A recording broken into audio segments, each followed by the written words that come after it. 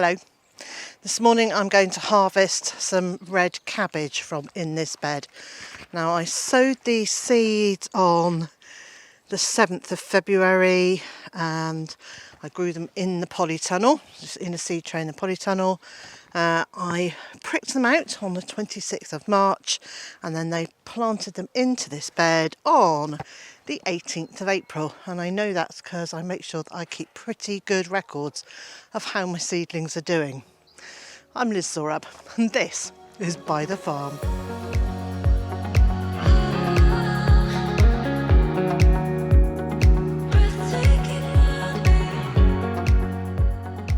And so today I'm going to harvest a couple, maybe 4, but probably just 2 of the red cabbages. There's also a few potatoes to harvest, and then I'll have a look at what else I'm going to be putting in this bed. So step 1 is to lift the netting off. Now, I have it pinned down in the corners and at the end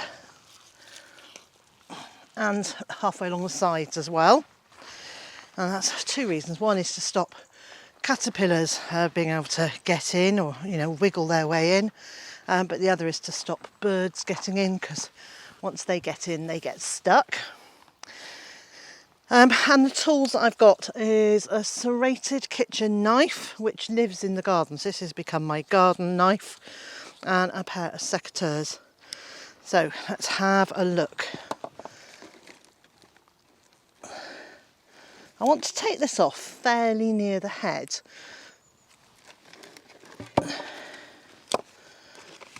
I think maybe there.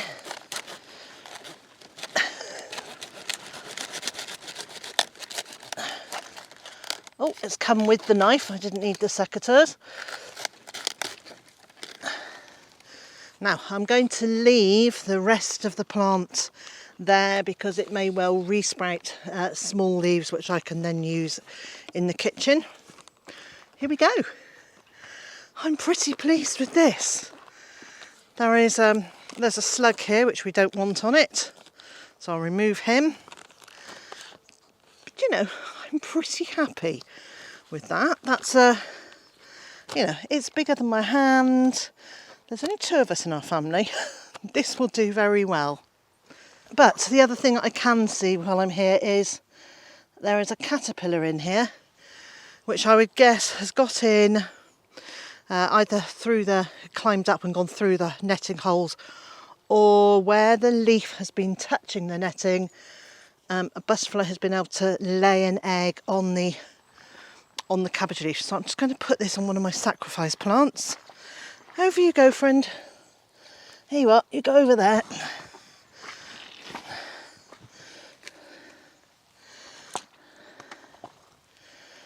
Well, that doesn't look too bad.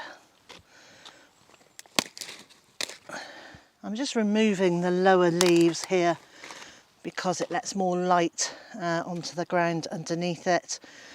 And looking at this soil, I used molehills in here to top up the depth of the bed. And there's now an awful lot of buttercups, field buttercups, creeping buttercups in here. So I'm going to need to deal with those. But let's take this other red cabbage down to the kitchen.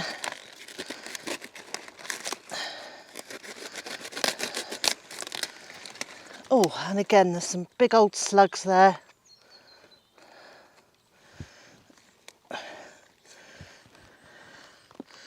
And again, that's not a bad size. It's not as big as the first one. Let's put the knife away. It's not as big as the first one, but I'm still pretty pleased with that. Who wouldn't be pleased with a couple of cabbages like this?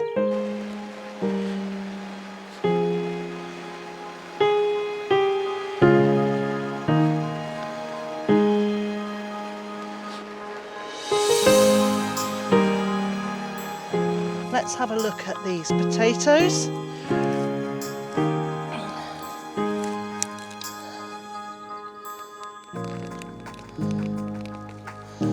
I might even move a couple of leaves there so you can see a bit better.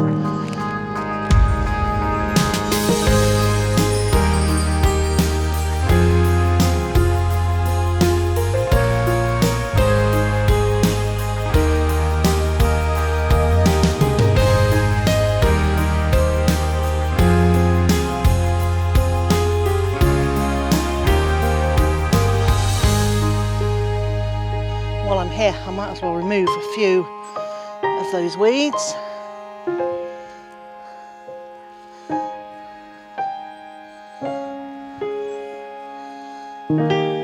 That's the seed potato.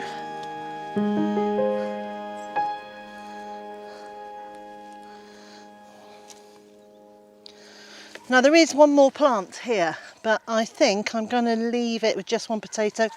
That is plenty for the two of us for the weekend. It's a bank holiday weekend, but you know, we'll only eat, that will be one meal.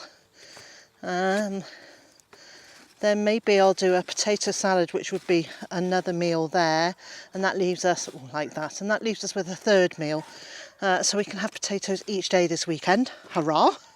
So I have a little space here that I could plant something in over winter. I'm just going to remove some of these weeds because I really don't want creeping buttercup to take hold in this bed. And then I'm going to bear in mind that I'm going to be harvesting these potatoes, which might come out to sort of here. So I'm going to leave a line there to give me harvesting space. But along here, in a couple of rows, I'm going to plant some spinach. Now spinach really prefers cooler weather, so this time of year I think it's ideal to be sowing this. We can harvest from it in just a matter of weeks. Now the packet says 6 weeks. I am going to harvest it for baby leaves, so it will actually be fewer than that, probably about a month. So this variety is spinach perpetual, but I am only growing it for the baby leaves, so in some ways it almost doesn't matter which variety it is. And I'm going to space the seeds at about 3 to 5 centimetres apart. That's 1 to 2 inches apart.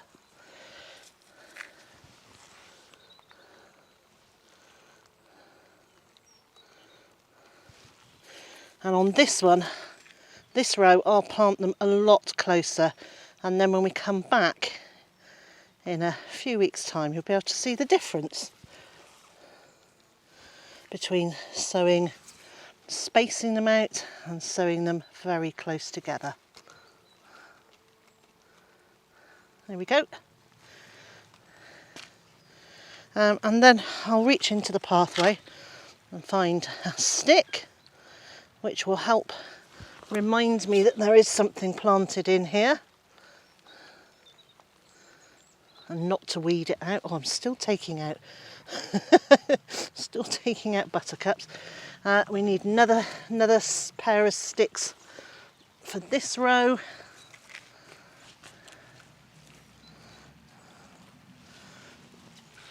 They're very short, but hopefully that will remind. Maybe I'll try and find a longer stick. There we go. There's a longer one. There, and that will just remind me that there is something planted here and here. And now I'll cover the bed over again to protect the brassicas that are still in there. So I've come back down by the house where I've got a greenhouse. So I've only had this greenhouse for this season. It didn't go up until mid-April, so I wasn't growing any seedlings in here this year. But next spring, this will feature in my videos, no doubt. But what I have got here is the elephant garlic that I harvested previously. It's been in here drying out. I've had it on the table here, and I'm just going to gather all of that into one tray so that I can take the dried soil off it, cut the stems back, tidy them up for storage. I find with elephant garlic it doesn't actually store very long in the house, so I try and use it quite quickly. And what I tend to do is to crush it, to pulp it or puree it, and then freeze the freeze the puree into ice cube trays, and then I can put it in containers, and I do make sure it's in a sealed container in the freezer, because otherwise the flavour gets everywhere. But anyway, so I get it in the sealed containers, and then I can just use like an ice cube at a time as I need it. I'm also going to save a whole load of the cloves for replanting. So that's the individual pieces like this. That will get replanted to grow more elephant garlic for next year. Now that doesn't need to go into the ground until late October, early November. So I'll just be looking after them in the meantime. Okay, so those are ready for me to take into the house. And again, I'll be making notes in my journal. Now, if you want one of these, you can find them on our website, bytherfarm.com, or on Amazon. And I'll leave a link on the screen and in the video description. Now, the other thing that I want to do today is to pot some things on. So this is some lemongrass. I bought some lemongrass at the supermarket. I put it into water for actually quite a long time. It took a couple of months or more for it to start growing roots. I then popped it into this container, and 2 of the pieces are just rotting. They're not growing on at all. Can I see any roots? No, I can't see any roots there. But this one, it's definitely got roots growing. There they are at the bottom. It's looking pretty healthy actually. So I want to pot that on into a slightly bigger pot. So I'll be doing that. It'll be going into some peat-free compost. And then I've also got some other cuttings that I've taken. There are a couple of things here. One is some geranium. This is a scented geranium. So one's a lemon one and the other one's a rose one. Now I have both of these in the house already, and I took cuttings, I put them into this jam jar on the windowsill. They are just starting to grow tiny roots, so I could either leave those in the jam jar to grow some more roots, or I could pot them on, and I think I'm probably going to pot those on. And then the other thing that's in this jam jar is some rose cuttings. Now I took these earlier in the year, about 2.5 months ago, so it's about 10 weeks, and I was very lucky because they have very definitely grown roots. I am so pleased with how well these have rooted, and it's not just that one cutting. So here's another one, and yet another. Now I'm not even sure what this rose is. That one hasn't got any roots, but it's also not dying off, so I'm going to keep that one. It could be a wild rose, or it could be the same as the rose that we have on the other side of our gate, which is a Felicity a perpetuae. So that one, it's rotted down, so I'm not going to attempt to do anything with that. This one has got the tiniest of little roots coming on the bottom, but it has also got some new growth coming here and here. So I think I'm going to keep that. There's a tiny bit of root growing here, and some new growth on the stem here. And then finally there's this one, which has got, the growth has died back there, but there is new growth at the top, and there are 2 points at which I think there are roots growing. So I'll be keeping this one as well. And until they flower, I'll have absolutely no idea what sort of rose it is. But I think that's one of the really exciting things of taking cuttings. There is the gamble that they may or may not work. So it's really unusual for me to have taken 9 cuttings and for 8 of them to have taken. Usually that would be maybe 10 cuttings and somewhere between 1 and 5 would grow roots. So I'm really happy that that's happened.